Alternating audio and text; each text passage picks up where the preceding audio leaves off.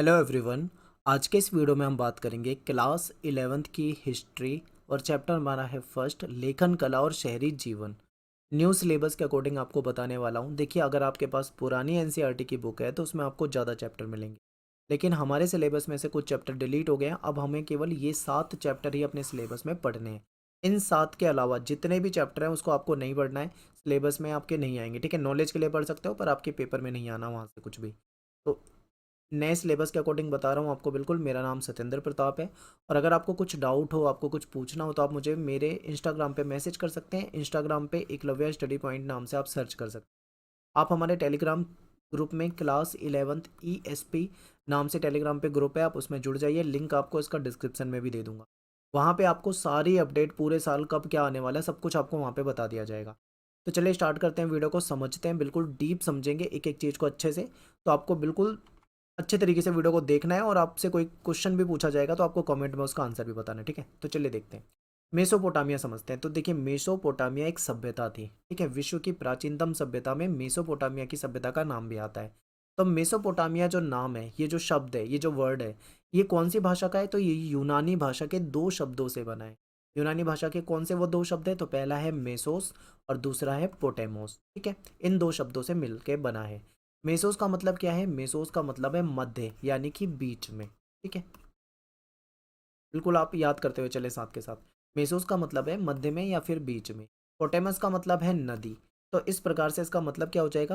देखिए, मेसोपोटामिया जो है वो दो नदियों के बीच में बसा हुआ एक उपजाऊ भूमि थी, जिसको मेसोपोटामिया के नाम से जानते हैं। तो देखिए, दजला और फरात नाम की दो नदियाँ थी और इसके बीच की जो उपजाऊ भूमि थी, इसको मेसोपोटामिया के नाम से हम जानते हैं। ठीक है, इतिहासकार जो लोग हैं वो ऐसा मानते हैं कि शहरी जीवन की शुरुआत जो है वो मेसोपोटामिया से हुई है। तो मेसोपोटामिया की दुनिया को क्या देन है? तो शहरी जीवन भी इसमें से एक बन जाता है, क्योंकि ये पेपर में आपके आता है क्वेश्चन। ठीक है, तो शहरी जीवन मेसोपोटामिया की देन है, आप इस तरीके से देख सकते हो। इसके बाद है कि भाई मेसोपोटामिया जो है, ये जो क्षेत्र था, ये जो एरिया था, वर्तमान में ये कहाँ पे है? तो वर्तमान में ये इराक में। अब एक बार ना आपको मैप में देखना है, थोड़ा समझना है। देखिए, यहाँ पे आपको ये दजला नदी दिख रही है, यहाँ पे आपको ये फरात नदी दिख रही है। ठीक है, ये मेसोपोटामिया वाला एरिया है। तो मेसोपोटामिया का जो एरिया था वो कुछ इस तरीके से था।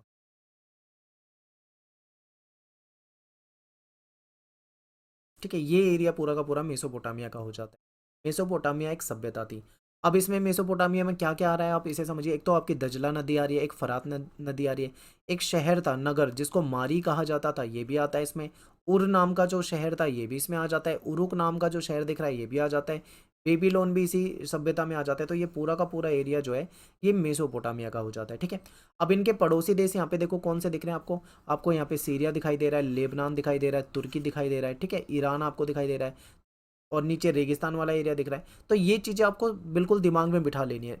नदी आपको दोनों ध्यान रखनी है, दजला और फरात। नगर यहाँ पे शहर कौन से हैं? मारी है, बेबीलोन है, उरुक है, उर है। ये चारों आपको याद रखने हैं। पड़ोस में कौन से हैं? सीरिया, लेबनान, तुर्की, ईरान। ये आपको याद रखना है। अगर ये आपने दिमाग में बिठा लिया, समझ लिया, तो आगे चैप्टर में आपको आसानी होगी, क्योंकि पूरे चैप्टर में हम यही पढ़ते हुए चलेंगे। तब आपको बिल्कुल दिमाग में बैठा होना चाहिए। ठीक है, आगे देखते हैं। मेसोपोटामिया की जो सभ्यता थी, ये किस लिए फेमस है? क्या इसने मतलब क्या था इसमें ऐसा जिसके लिए ये प्रसिद्ध थी? तो चार ऐसी महत्वपूर्ण चीज़ें हैं इसमें जिसके लिए ये फेमस है। सबसे पहले संपन्नता, यानी यहाँ पे संपन्नता थी। ठीक है, शहरी जीवन था, नगरी जीवन था, लोगों के पास सुख सुविधाएं भी थी। तो ये संपन्न अर्थव्यवस्था के रूप में आप इसको देख सकते हो। इसके बाद है शहरी जीवन। आपको पता है कि मेसोपोटामिया की सभ्यता ने दुनिया को शहरी जीवन दिया। ठीक है, शहरी जीवन की जो शुरुआत होती है वो मेसोपोटामिया में ही होती है और मेसोपोटामिया में जो दक्षिणी हिस्सा था वहां से होती है। ठीक है, तो ये समझ में आ गया। आगे देखिए, विशाल और समृद्ध साहित्य। मेसोपोटामिया के जो लोग थे वो लेखन कला को जानते थे, लिखना जानते थे। तो इसलिए इनका एक समृद्ध साहित्य भी मिलता है और विशाल, जो अपने आप में बहुत बड़ा है। इनकी जो अ, आप इनकी लिपि को देखोगे ना, उसमें बहुत सारे चिन्ह थे। तो इस तरीके से इनके पास एक विशाल और समृद्ध साहित्य था। फिर क्या है, ये लोग गणित के बारे में जानते थे, खगोल विद्या के बारे में जानते थे, इन्होंने काल विभाजन किया हुआ था। तो ये भी, ये सारी चीज़ें जो है, इसके लिए ये मेसोपोटामिया की सभ्यता जो थी वो फेमस थी। ठीक है, अब आगे चलते हैं और देखते हैं। अब बात करेंगे भाषाएं। मेसोपोटामिया में जो रहने वाले लोग थे वो कौन सी भाषाएं बोलते होंगे? ठीक है, ये भी क्वेश्चन बनता है। तो देखिए, मेसोपोटामिया की सभ्यता में जो सबसे पहले और सबसे जो प्राचीन, सबसे पुरानी भाषा है वो है सुमेरियन। इसको हम सुमेरी भाषा भी कहते हैं। ठीक है, तो याद रखना सबसे पहले कौन सी भाषा थी, तो सुमेरी भाषा थी, बिल्कुल दिमाग में बिठाते हुए चलो। फिर क्या होता है 2400 बीसी यानी 2400 ईसा पूर्व के आसपास की बात करें तो इस समय में अक्कदी भाषा आ गई, यानी आप सुमेरी का स्थान किसने ले लिया, तो आप यहाँ पे लिखोगे अक्कदी भाषा ने। अब अक्कदी भाषा के बाद फिर यहाँ पे एक और भाषा आती है जिसको बोलते हैं अरामाइक भाषा, यानी 1400 बीसी यानी 1400 ईसा पूर्व के आसपास अरामाइक भाषा बोली जाने लगी।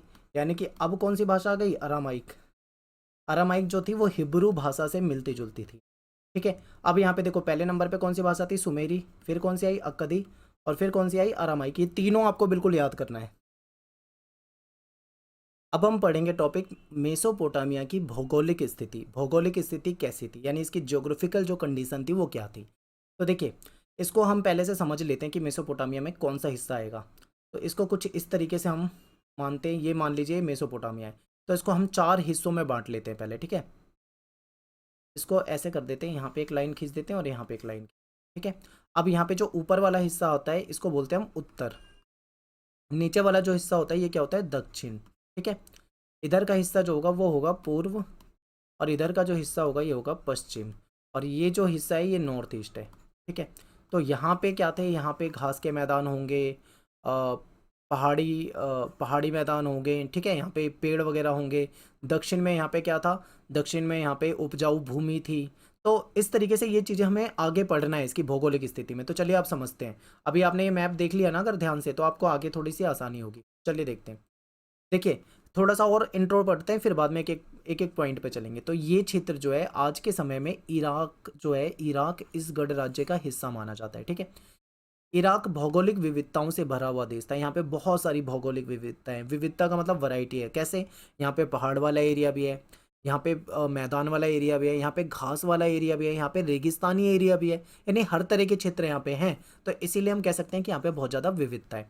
इसके शहरीकृत दक्षिणी भाग को सुमेर और अक्कदी कहते हैं। देखिए जो दक्षिणी भाग था, जो शहर थे दक्षिणी भाग में, उसको सुमेर और अक्कद कहा जाता था।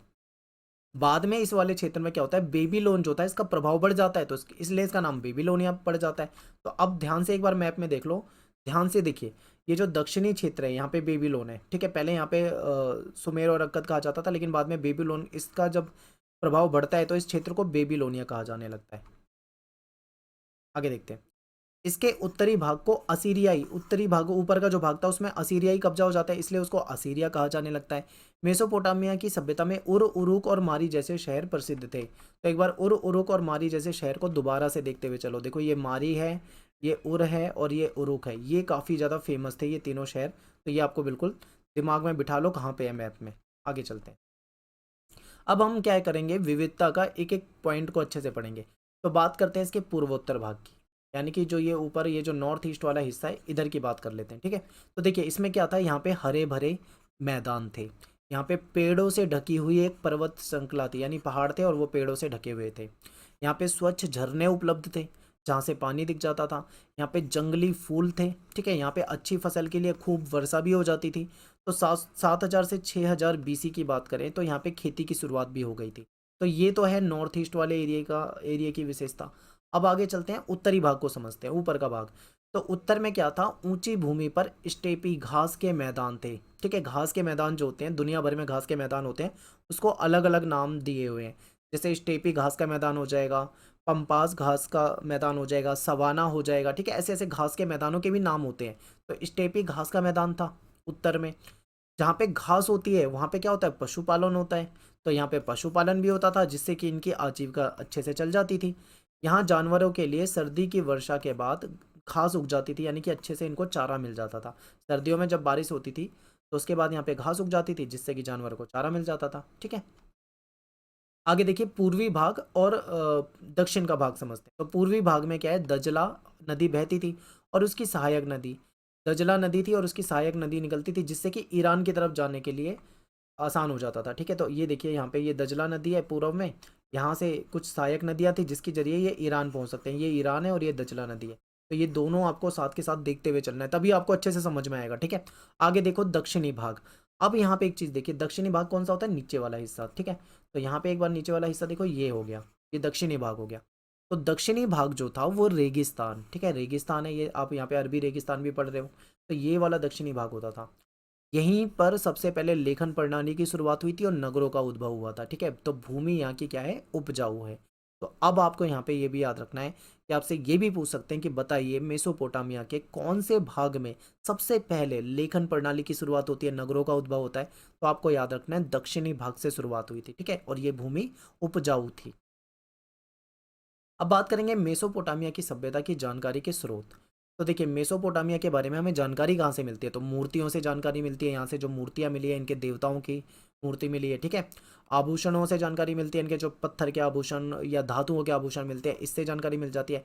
इमारतें जो मिली हुई है, इनकी टेढ़ी मेढ़ी इमारतें मिली थी, उससे जानकारी मिल जाती है।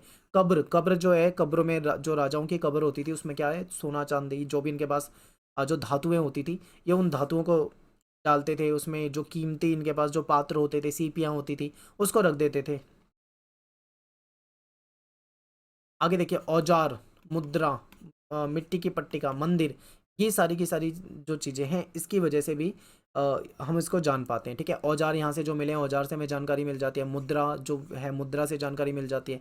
मिट्टी की पट्टिका जिसमें ये लिखा करते थे, आगे इसके बारे में विस्तार से पढ़ेंगे, तो मिट्टी की पट्टिका से जानकारी मिल जाती है। यहाँ के मंदिरों से हमें जानकारी मिल जाती है।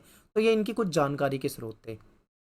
मेसोपोटामिया की कृषि व्यवस्था, यानी कि यहाँ पे खेती वगैरह के बारे में जानते हैं। ठीक है, तो देखिए मेसोपोटामिया का जो दक्षिणी भाग था, मैंने आपको स्टार्टिंग में बताया था कि जो दक्षिणी हिस्सा था, वहाँ की जो भूमि थी वो काफ़ी उपजाऊ थी। यहाँ पे क्या होता है, फरात नदी जो थी वो रेगिस्तान में प्रवेश करने के बाद कई धाराओं में बढ़ जाती थी। और ये नदी जो थी, कई धाराओं में बाढ़ आ जाता था। बाढ़ आने के कारण यहाँ पे क्या हो जाती थी, कई धाराएं जो अलग अलग बट रही है, मान लीजिए ये एक नदी है, एक ये धारा बन गई, एक ये धारा बन गई, इस तरीके से चल रही है, अलग अलग धाराओं में बढ़ते हुए ये नदी जा रही है। तो आसपास के जो खेत हैं, इनके लिए तो सिंचाई के लिए पानी आसानी से मिल जाएगा, तो इनको क्या है, सिंचाई के लिए पानी मिल जाता था। और इस मिट्टी के साथ, इस नदी के साथ जो उपजाऊ मिट्टी आ जाती थी, उससे भी ये ज़मीन और ज़्यादा उपजाऊ हो गई थी। जब ज़रूरत पड़ती थी तो यहाँ पे गेहूँ, जौ, मटर, मसूर की खेती की जाती थी, और उसमें सिंचाई भी की जाती थी, क्योंकि सिंचाई के लिए पानी यहाँ से मिल जाता था। अब बात करेंगे आगे कि मेसोपोटामिया की सभ्यता में पशुपालन के बारे में। ये लोग पशु भी पालते थे। तो देखिए ये लोग क्या पालते थे, भेड़ और बकरियां। स्टेपी जो घास के मैदान थे, जो पूर्वोत्तर यानी जो नॉर्थ ईस्ट के मैदान थे, और पहाड़ों की ढालों में ये पशु पाला करते थे। ठीक है, इन पशुओं से इनको मांस, दूध और ऊन मिल जाता था। और यहाँ की नदियाँ जो होती थी, और नदी में यहाँ पे मछलियाँ मिल जाती थी। और गर्मी में खजूर के पेड़ होते थे, तो खजूर के पेड़ों से इनको फल मिल जाता था। ठीक है, तो ये सारी सुविधाएं यहाँ पे थी, यानी कि यहाँ पे भेड़ बकरी पालते थे तो इनको मांस, दूध, ऊन मिल जाता था। नदियों से इनको मछलियाँ मिल जाती थी, और खजूर के पेड़ जो होते थे उससे इनको फल मिल जाते थे। ठीक है, मेसोपोटामिया सभ्यता में लेखन कला, ये महत्वपूर्ण है, यहाँ से आपके पेपर में क्वेश्चन आता है। तो देखिए यहाँ के जो लोग थे वो लेखन कला जानते थे, यानी लिखना जानते थे। लिखने के लिए क्या यूज़ करते थे, ये मिट्टी की पट्टी का यूज़ करते थे। यानी इस तरीके से मिट्टी को गीला करते थे, उसको गूंथते थे, उसके बाद उसकी एक पट्टिका बना देते थे, पट्टी टाइप की बना देते थे। फिर एक नुकीली जो सरकंडे जैसी चीज़ होती है, इस तरीके की, उस नुकीली कलम से लिखते थे ये इस पे। अब गीली मिट्टी है तो उसमें आप कलम चलाओगे तो उसमें लिखना आसानी होगा। ठीक है, आसानी से उसमें लिख जाता था। बाद में क्या होता था, इसको सुखा लिया जाता था। जब सूख जाती थी तो यही पट्टिका में सारी चीज़ें लिखित में आ जाती थी। ठीक है, तो ये है। तो इसमें लिखने, इनको क्या है, सूखने से पहले लिखना होता था सब कुछ, इस तरीके से लिखा करते थे। तो क्या होता था कि ध्वनि के लिए जो चिन्ह यूज़ किया जाता था वो कीलाकार होता था। कीलाकार देखने में आकृति होती थी उसकी। अलग अलग ध्वनि के लिए अलग अलग चिन्ह होते थे। लेखन का इस्तेमाल क्यों किया गया होगा, आपके दिमाग में क्वेश्चन आएगा कि लेखन की जरूरत क्यों पड़ी। तो देखिए लेखन का इस्तेमाल हिसाब किताब रखने के लिए, या फिर इन्होंने शब्दकोश बनाया था, शब्दकोश को रखने के लिए। भूमि का जो हस्तांतरण होता था, भूमि एक से दूसरे में जो ट्रांसफर की जाती थी, उसको कानूनी मान्यता देने के लिए। राजाओं के जो काम होते थे उसका वर्णन करने के लिए लेखन का इस्तेमाल किया। ठीक है? मेसोपोटामिया के जो लिपिक होते थे, जो लिखने वाले होते थे, उनको सैकड़ों चिन्ह याद रखने पड़ते थे, क्योंकि भाई बहुत सारे चिन्ह थे इनकी लिपि के अंदर। तो इनको सारे के सारे चिन्ह सीखने पड़ते थे। और गीली मिट्टी पे लिखना होता था तो इनको ये भी ध्यान रखना होता था कि मिट्टी को सूखने से पहले पहले लिख देना है, अगर सूख गई तो फिर लिखा नहीं जाएगा उस पर। ठीक है, लेखन कार्य के लिए बड़ी कुशलता की आवश्यकता होती थी। नेक्स्ट है आपका लेखन कला का विकास। तो देखिए मेसोपोटामिया में मिट्टी की पट्टिका पाई गई है लगभग 3200 बीसी, यानी 3200 ईसा पूर्व में। और इन पट्टिकाओं में बैलों, मछलियों, रोटियों के जो सूचियाँ मिली है। ठीक है, 5000 के करीब सूचियाँ मिली है। तो ऐसा माना जाता है कि जो दक्षिणी शहर उरुक था, उसके जो मंदिर था, मंदिर में आने वाली और वहाँ से बाहर जाने वाली चीज़ों की होगी। ये जो लिस्ट मिली है इनको सूची मिली है 5,000 चीज़ों की, तो ऐसा माना जाता है कि ये मंदिर जो था उरुक में, उस मंदिर में कौन सा सामान आएगा और उस मंदिर से कौन सी चीज़ बाहर जाएगी, इस चीज़ की ये लिस्ट थी, ऐसा अंदाज़ा लगाया जाता है। ठीक है, लेखन कार्य संभवतः तभी शुरू हुआ होगा, तभी उन्होंने शुरुआत करी होगी जब समाज को अपने लेन देन का स्थायी हिसाब रखने की ज़रूरत महसूस हुई हो। क्योंकि भाई इनके बीच में व्यापार होता था, लेन देन होता था, तो हिसाब को इनको संभाल के रखना होता था। ऐसे में जब ये ज़रूरत महसूस हुई होगी तभी लेखन कला का विकास हुआ होगा, ऐसा माना जाता है। क्योंकि शहरी जीवन में लेन देन जो था वो अलग अलग समय पे होता ही था, ऐसे में इसका हिसाब रखना बहुत ज़्यादा ज़रूरी था, इसलिए लेखन का इस्तेमाल होता था। यहाँ के लोग क्या करते थे, लिखने के लिए गीली मिट्टी की पट्टिका बनाते थे और उसके बाद उसको धूप में लिखने के बाद उसको धूप में सुखा लेते थे। तो 2620 बीसी के आसपास वर्ण जो थे वो कीलाकार हो चुके थे, और इस समय में इनकी भाषा की अगर बात करें तो इनकी जो सबसे पहली भाषा थी वो सुमेरियन थी। अब यहाँ पे मेरा एक क्वेश्चन है, मैंने आपसे पूछा था, मैंने आपको स्टार्टिंग की स्लाइड में बताया था, सबसे पहले यहाँ पे सुमेरी भाषा होती थी पहले नंबर पे। सेकंड नंबर पे कौन सी भाषा आई आपको कमेंट में लिखना है, और थर्ड नंबर पे कौन सी भाषा आई आपको कमेंट में लिखना है। ठीक है, ये आपको लिख के बताना है, तो मैं आपके कमेंट को देखूंगा। आगे देखते हैं, काल गणना की बात करते हैं। जो मेसोपोटामिया की सभ्यता ने दुनिया को दिया है वो है काल गणना। ठीक है, इन्होंने समय को डिवाइड करके कैसे बताया इसे समझते हैं। तो देखिए, मेसोपोटामिया की दुनिया को सबसे बड़ी जो देन है वो है काल गणना, और इनका जो मैथ था, मैथ की जो परंपरा थी, ये सबसे बड़ी चीज़ है।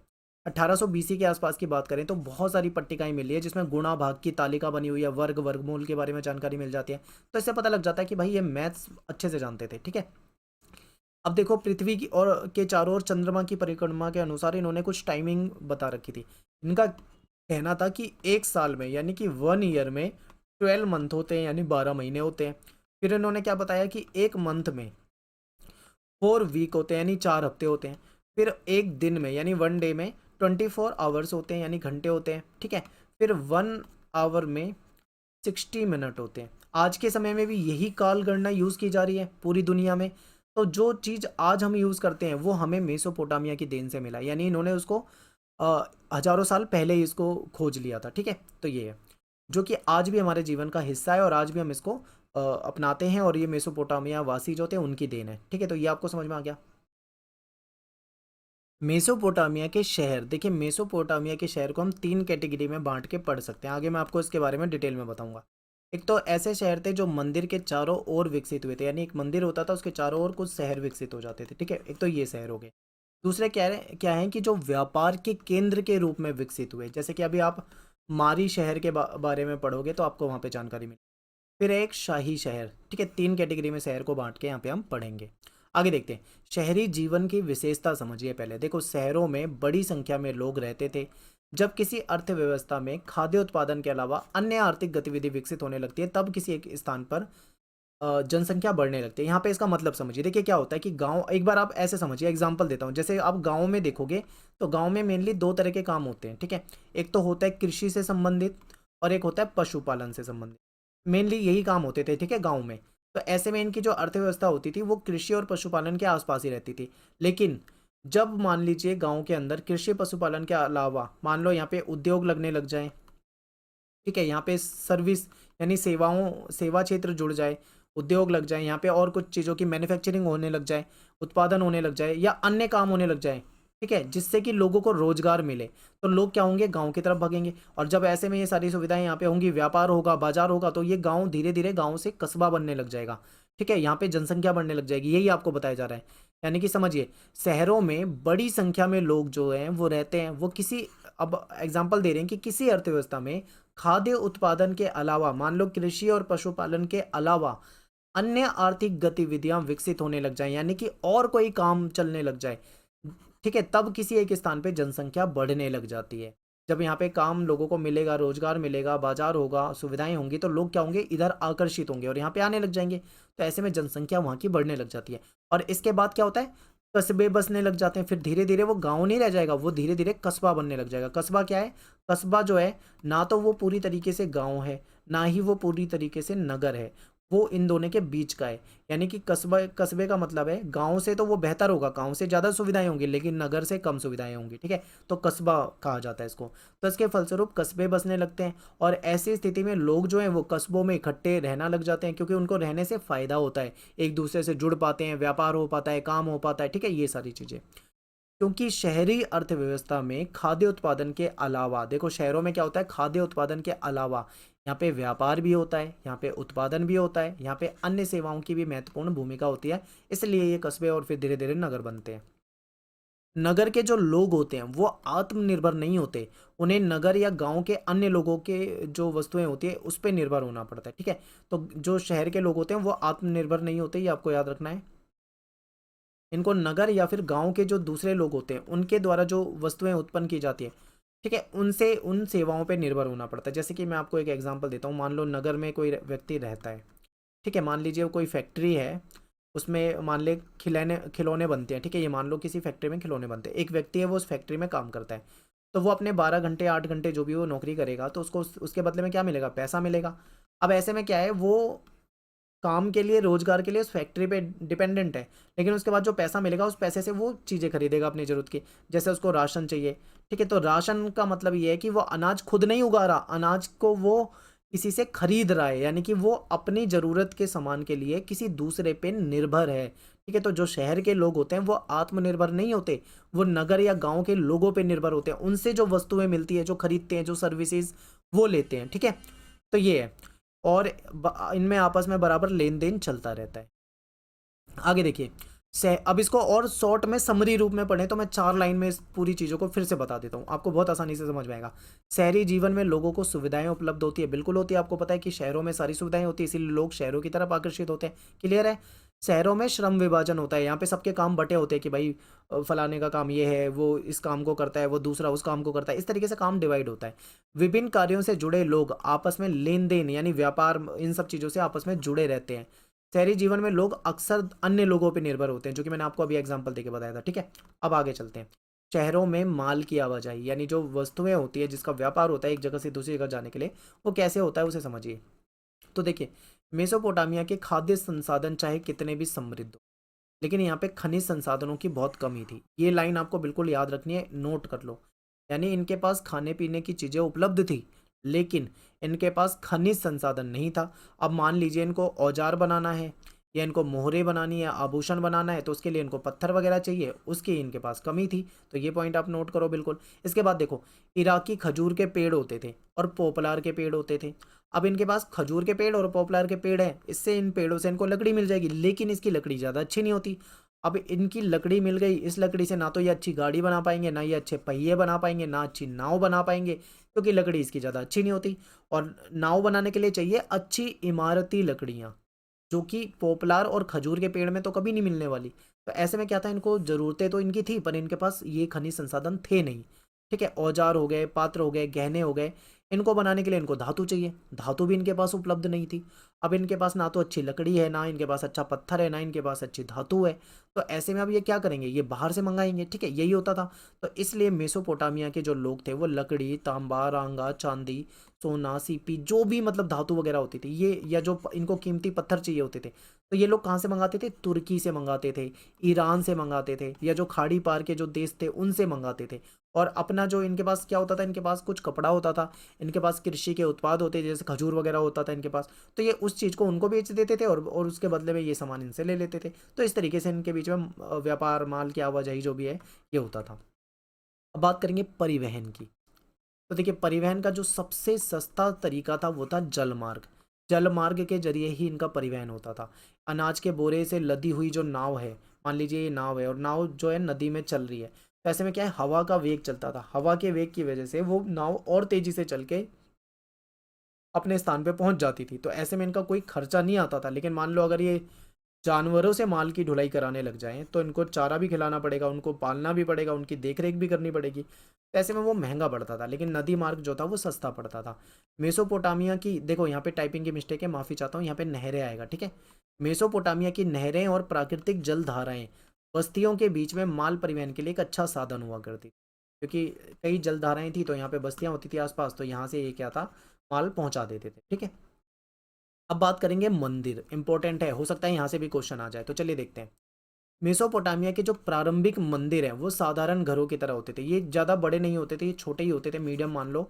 और जो नॉर्मल घर होते हैं लोगों के वैसे ही होते थे, क्योंकि ऐसा माना जाता था कि भाई ये जो मंदिर है ये भी तो देवता का घर ही है, तो ऐसे ही बना दिया जाता था।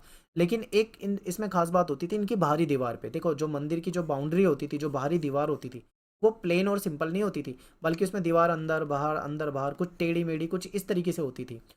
तो मंदिर की जो बाहरी दीवार, ठीक है, कुछ खास अंतराल के बाद भीतर और बाहर की ओर मुड़ी हुई होती थी। जो मंदिर की जो बाहरी दीवार होती थी वो कुछ अंतराल के बाद भीतर की तरफ या बाहर की तरफ मुड़ी होती थी, जो कि मंदिरों की विशेषता थी। और जो नॉर्मल लोगों के घर होते थे उनकी दीवार बिल्कुल सीधी होती थी, यानी किसी का मान लीजिए घर है, ये मान लो घर है तो उसकी सिंपल प्लेन दीवार होगी। लेकिन मान लीजिए यहीं पे मंदिर है तो उसकी दीवार कुछ आगे पीछे टेढ़ी इस तरीके से होगी, थोड़ी डिफरेंट होगी, जिससे पता लग जाएगा कि भाई ये घर है और ये मंदिर है। ठीक है, डिफरेंस पता लग जाता था। देवता का पूजा का केंद्र, अब देखिए शुरू में घर ये जो मंदिर होते थे नॉर्मल होते थे, बहुत बड़े नहीं होते थे, लेकिन बाद में समय के साथ जो मंदिर थे वो ईंटों से बनाए जाते थे और ये धीरे धीरे बड़े भी होते गए, यानी उनका आकार और बड़ा कर दिया गया था। ये भी लाइन याद रखनी है, ठीक है। देखो, देवता जो है वो पूजा के केंद्र होते थे, क्योंकि पूजा किसकी की जाती थी, देवताओं की जाती थी।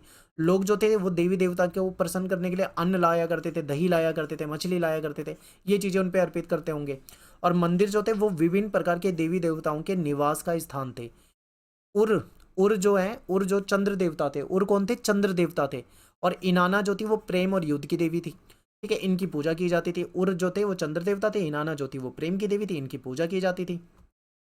अब बात करेंगे शासक और शासन व्यवस्था। तो यहाँ पे कैसा शासन व्यवस्था था इसको समझते हैं। तो देखिए, एक एनमरकर था, ठीक है, गिलमेनिश ना जो था वो एनमरकर के कुछ समय के बाद उरुक नगर का शासक बन गया था, इसने यहाँ पे शासन किया। तो पहले एनमरकर था, उसके बाद गिलमेनिश आया, उसने उरुक नगर में शासन किया। इतना आपको समझ में आया होगा। ये जो गिलमेनिश था एक महान योद्धा था, इसने क्या करा, दूर दूर के क्षेत्रों को जीत लिया और अपने क्षेत्र में जोड़ लिया, यानी इसका जो क्षेत्र का था वो विस्तार हो गया, बहुत बड़ा हो गया। आगे देखो, असीरियाई शासक जो है, असीरियाई शासक असुर बनीपाल, इन्होंने बेबीलोनिया से कई मिट्टी की पट्टिका मंगवा ली और उसकी एक लाइब्रेरी होती थी इनके पास, पुस्तकालय, उसमें स्थापित करवा दी। ठीक है, लाइब्रेरी में रखवा दी। नेबोपोलसर, थोड़ा सा नाम डिफिकल्ट है, याद रखना, नेबोपोलोसर 625 बीसी में बेबीलोनिया को असीरिया के कब्जे से इन्होंने आज़ाद कराया था। इन्होंने क्या था, काल विभाजन दिया। मैंने आपको काल विभाजन बताया था ना, काल विभाजन को बाद में सिकंदर के उत्तराधिकारी द्वारा भी अपनाया गया और ये रोम में पहुंच गया और इस्लाम की दुनिया में पहुंच गया, यूरोप में पहुंच गया। यानी जो मेसोपोटामिया ने दुनिया को काल विभाजन दिया है, जो कि धीरे धीरे आगे पहुंच गया था। पशुचारक क्षेत्र में एक व्यापारिक नगर, इसको समझते हैं। देखिए, 2000 ईसा पूर्व यानी 2000 बीसी के बाद मारी जो शहर था, मारी जो नगर था, ये शाही राजधानी के रूप में फला फूला। ठीक है, इसे शाही राजधानी बना दिया गया था। मारी जो है वो फरात नदी के पास में स्थित है। यहाँ पे क्या है, किसान और पशुचारक दोनों तरह के लोग रहते हैं। अब यहाँ पे तीन चीज़ें याद रखनी है। मारी को क्या बना दिया गया था, राजधानी के रूप में विकसित किया गया था। ठीक है, ये फरात नदी के पास में था। यहाँ पे किसान और पशुचारक दोनों तरह के लोग रहते थे। और इस क्षेत्र का जो ज़्यादातर जो एरिया होता था वो भेड़ बकरी चराने के लिए यूज़ किया जाता था, इस्तेमाल किया जाता था। पशुचारक जो होते थे इनको अनाज या धातु के औजार की ज़रूरत होती थी, तो ये क्या करते थे, अपने पशुओं से जो उनको पनीर मिलता था या चमड़ा मिलता था, मांस मिलता था, वो वस्तुएं बेच देते थे। ठीक है, इसके बदले में अपनी ज़रूरत का सामान ले लेते थे। कई बार क्या देखने को मिला है कि किसानों और पशुचारक गड़रिये जो थे इनके बीच में संघर्ष हो जाता था। ठीक है, ये जो पशुचारक होते थे ये इन पे हमला कर देते थे, किसानों पे। और क्या करते थे, किसानों के जो खेत होते थे, इन अपने जानवरों को चराते हुए उधर से इनके खेतों के बीच में से ले जाते थे। कई बार इनके खेत में चरवा लेते थे, तो इस तरीके से फिर किसानों और इनके बीच में लड़ाई हो जाती थी। ठीक है, गड़रिये ये जो पशुचारक वगैरह थे ये खाना बदोश होते थे। खाना बदोश का मतलब क्या होता है, जो एक जगह पर परमानेंट नहीं रहता, यानी स्थायी रूप से नहीं बसते। ये क्या करते थे, ये कभी यहाँ रहेंगे, 6 महीने बाद उस जगह को छोड़ के अपने जानवरों के साथ कहीं और चले जाएंगे, तंबू वगैरह गाड़ के रहेंगे, फिर 6 महीने बाद कहीं और चलेंगे। इस तरीके से ये एक स्थान से दूसरे स्थान पे घूमते रहते थे, परमानेंट नहीं रहते थे कभी भी। तो ऐसे में क्या होता था, ये कई बार किसानों के गाँव पे हमला करके इनको लूट लिया करते, तो विवाद चलता था इनके बीच में। मारी नगर जो एक महत्वपूर्ण व्यापारिक स्थल पे स्थित था, क्योंकि जो मारी था वहाँ पे एक महत्वपूर्ण व्यापारिक स्थल था, इसलिए मारी को फायदा मिल रहा था। ठीक है, यहाँ से होकर ही व्यापार जो था वो मारी नगर से होकर ही होता था। जैसे मान लो लकड़ी, तांबा, रांगा, मदिरा, तेल, या जो ये अन्य किस्मों का जो जो भी चीज़ें होती हैं, ये नाव के जरिए फरात नदी जो है उसके रास्ते में तुर्की, सीरिया और लेबनान पे ले जाया जाता था। ठीक है, यानी कि मारी जो नगर है वहाँ से व्यापार होता था। मारी नगर जो था वो व्यापार के दम पर बहुत ज़्यादा समृद्ध हो गया था, बहुत ही ज़्यादा शक्तिशाली होता जा रहा था, महत्वपूर्ण शहरी केंद्र के रूप में उभर रहा था। यहाँ के जो राजा होते थे वो एमोराइट समुदाय के थे, इंपॉर्टेंट है याद रखना। यहाँ के राजा कौन से समुदाय के थे? एमोरेट। और इनकी जो पोशाक होती थी, इनका जो पहनने का, कपड़े पहनने का तरीका होता था वो यहाँ के लोगों से डिफरेंट होता था। ठीक है, इनके कपड़े अलग तरह के होते थे। मेसोपोटामिया के देवी देवताओं का ये सम्मान करते थे। और इसके साथ साथ जो स्टेपी क्षेत्र के देवता थे डैगन, इनका भी सम्मान करते थे। ठीक है, तो इन्होंने क्या करा था, डैगन जो देवता होते थे स्टेपी क्षेत्र के, इसका इनका एक बहुत बड़ा मंदिर बनवा दिया था।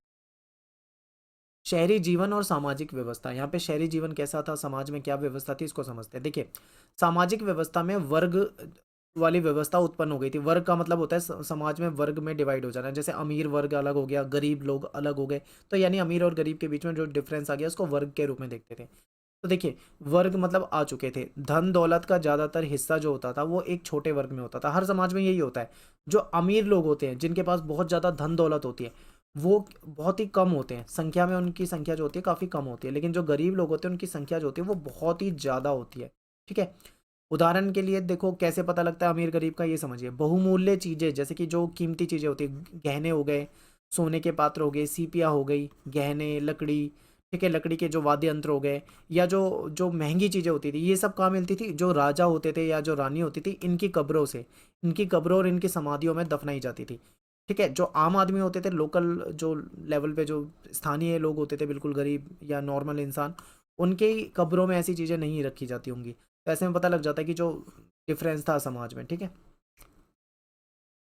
आगे देखिए, कानूनी दस्तावेज से हमें पता चलता है कि मेसोपोटामिया के समाज में एकल परिवार को आदर्श माना जाता था। यानी कि यहाँ पे जो न्यूक्लियर फैमिली होती थी, एकल परिवार होता था, सिंगल परिवार होता था, उसको अच्छा माना जाता था। एक जो शादीशुदा बेटा है, उसका परिवार जो होता था उसमें माता पिता भी उसके साथ रहा करते थे। परिवार का जो मुखिया होता था वो कौन होता था? पिता होता था। ठीक है, विवाह करने की इच्छा के बारे में, जब विवाह करने की इच्छा अगर जाहिर कर दी जाती थी तो उसकी घोषणा की जाती थी, तो फिर क्या होता था, वधु के माता पिता जो है उसके विवाह के लिए सहमति देते थे। और वर पक्ष के लोग जो होते थे वो वधु के लिए गिफ्ट दिया करते थे उनको। विवाह की रस्में जो पूरी हो जाती थी तो दोनों पक्षों के लोग आपस में गिफ्ट वगैरह का लेन देन करते थे। ठीक है, इसके बाद वो एक साथ बैठकर खाना वगैरह खाते थे और फिर मंदिर जाकर क्या करते थे? भेंट चढ़ाया करते थे। तो ये सामाजिक प्रथा थी। भवन निर्माण की बात करते हैं तो देखिए, इनकी जो नगर में जो गलियां थी, वो टेढ़ी मेढ़ी सकरी गलियां थी, पतली पतली गलियां होती थी। भूखंड एक आकार के नहीं थे, यानी जो प्लॉट होते थे जिस पे घर बने होते थे, प्लॉट इनके एक आकार के नहीं होते थे। बड़ा, छोटा, तिरछा, इस तरीके के होते थे। ठीक है, बेकार से। नगर नियोजन जो इनकी पद्धति थी वो बिल्कुल बेकार थी, अभाव था, बिल्कुल भी अच्छी पद्धति नहीं थी। हाँ, बेशक से नगरीकरण, शहरीकरण इन्हीं से आया है, लेकिन अभाव था यहाँ पे, एक व्यवस्थित नहीं था कुछ भी। जल निकास प्रणाली की बात करें तो वो भी इनकी अच्छी नहीं थी। लोग अपने घर का सारा जो कूड़ा कचड़ा होता था वो घर के बाहर गलियों में डाल देते थे। अब कूड़े के ऊपर कूड़ा के ऊपर कूड़ा चलता जाता था, तो इस तरीके से कई सतह बन जाती थी। ठीक है, गलियों की सतह ऊंची उड़ जाती थी। इसीलिए ये अपने जो घर की जो जो मेन जो चौखट होती थी, ठीक है, जो द्वार जिसे कहा जाता है, वो उसको ऊंचा रखा करते थे ताकि कूड़ा वगैरह इनके घर में ना आए। घर बनाते समय प्राइवेसी का भी ध्यान रखा जाता था। प्राइवेसी का मतलब होता है एकांतता, ताकि कोई उनके घर में ताक झांक करते हुए ना जाए, इस चीज़ का ध्यान रखा जाता था। इस तरीके से घर बनाए जाते थे कि कोई सामने से देखे तो उनको अंदर घर का ना दिखे। पूर्व में नगर वासियों के लिए कब्रिस्तान था। ठीक है, नगरवासी जो थे उनके लिए कब्रिस्तान पाया गया है, जिसमें शासकों का और जो जो साधारण जनता थी उनकी समाधि मिली है। कुछ लोग जो थे वो साधारण जो घर होते थे, घर के जो इनके फर्श होते थे, फर्श, उसके नीचे ही दफना लिया जाता था इनको। ठीक है, ये भी प्रथाएं चल रही थी। अब इसमें एक चीज़ है, जल पलावन की कहानी। ये देखो इंपॉर्टेंट है, यहाँ से वैसे क्वेश्चन तो नहीं आता इतना, लेकिन हो सकता है पेपर में कुछ आपसे पूछ लें। तो देखिए, बाइबल के अनुसार जल पलावन यानी जो बाढ़ वगैरह की एक कहानी है, जिसमें कहा गया था कि जल पलावन जो है वो पृथ्वी से पूरे जीवन को नष्ट करने वाला था, यानी पृथ्वी से जीवन ही खत्म करने वाला था। लेकिन परमेश्वर ने क्या करा, जल पलावन के बाद जीवन को पृथ्वी पे सुरक्षित रखने के लिए एक नोवा नाम का एक आदमी था, उसको चुना। ठीक है, ये नोवा जो था इसने क्या करा, एक बहुत बड़ी नाव बना दी। उस नाव में इसने सभी जीव जंतु का एक एक जोड़ा रख लिया, और जल प्लावन हुआ, पानी भर गया। ठीक है, तो जिससे सब कुछ नष्ट हो गया, लेकिन इसकी जो नाव में जो भी चीज़ें रखी हुई थी, जो भी जीव जंतु पशु जो भी ये ले जा रहा था, वो सारे बच गए। ऐसी ही कहानी सेम मेसोपोटामिया के जो साहित्य होते हैं उसमें से भी मिलती है। उसका जो कैरेक्टर है मेन, वो है जीव शूद्र, जिसको उत्तनापिष्टिम भी कहा जाता है, ठीक है। ऐसी ही कहानी मतलब मेसोपोटामिया में भी मिलती है। मेसो जो पोटामिया का जो महत्व है वो यूरोप वासियों के लिए क्या था ये समझिए। तो जो यूरोप वासी थे वो मेसोपोटामिया को काफ़ी महत्व देते थे, वो उसको अपनी पूर्वजों की भूमि मानते थे। क्यों मानते थे समझिए। जो यूरोप वासी लोग थे वो मेसोपोटामिया उनके लिए काफ़ी महत्वपूर्ण था। क्यों महत्वपूर्ण था, क्योंकि इनकी जो बाइबल थी, बाइबल का जो पार्ट 1 था यानी पहला भाग था, उसका उसमें जो ओल्ड टेस्टामेंट है उसका उल्लेख इसमें दिखता है। ओल्ड टेस्टामेंट की जो में बुक ऑफ जेनेसिस में शिमार का उल्लेख है, ठीक है। यानी कि इनकी जो बाइबल है, बाइबल में एक पार्ट है ओल्ड टेस्टामेंट नाम का, उसमें बुक ऑफ जेनेसिस में शिमार नाम का कुछ जिक्र किया हुआ है, ठीक है। इसका मतलब क्या होता था, इसका मतलब होता था सुमेर ईंटों से बने शहरों की भूमि सॉरी। तो जो भूमि है वो क्या था, ईंटों से बनी हुई थी। और इसको ये अपने पूर्वजों की, यानी यहाँ के जो यात्री होते थे, जो विद्वान होते थे, वो मेसोपोटामिया को अपने पूर्वजों की भूमि, पूर्वजों की जमीन मानते थे। तो जब इस क्षेत्र में पुरातत्व की खोज की शुरुआत हुई तो लोगों ने ओल्ड टेस्टामेंट की बात को सत्य सिद्ध करना शुरू कर दिया, क्योंकि ये बाइबल में, ओल्ड टेस्टामेंट में पहले से ही जिक्र था इस चीज़ का। तो वो बताना चाह रहे थे कि हमारी बाइबल में तो पहले से लिखा हुआ है, यानी कि ये सारी चीज़ें हमारी है, हमारे पूर्वजों की भूमि है। तो इस तरीके से उसको सत्य साबित करने में लग गए थे। तो यहाँ पे अपना चैप्टर जो है वो ख़त्म हो जाता है। इसमें मैंने आपको सारे टॉपिक मेनली डिस्कस करे हैं, ठीक है। समराइज तरीके से आपको बताया, पूरी समरी। इससे बाहर आपके पेपर में क्वेश्चन एक भी नहीं आएगा, जो भी क्वेश्चन आएंगे वो इन्हीं टॉपिक में से आएंगे। और आपको बहुत ज़्यादा डीप पढ़ना है, लाइन टू लाइन पढ़ना है बिल्कुल, तो आप इसको वीडियो को देखने के बाद एक बार एनसीईआरटी को रीड कर लो, आपको सारी चीज़ें बिल्कुल डिटेल में समझ में आ जाएगी, ठीक है। मिलते हैं नेक्स्ट वीडियो में। Thanks for watching. जय हिंद, जय भारत।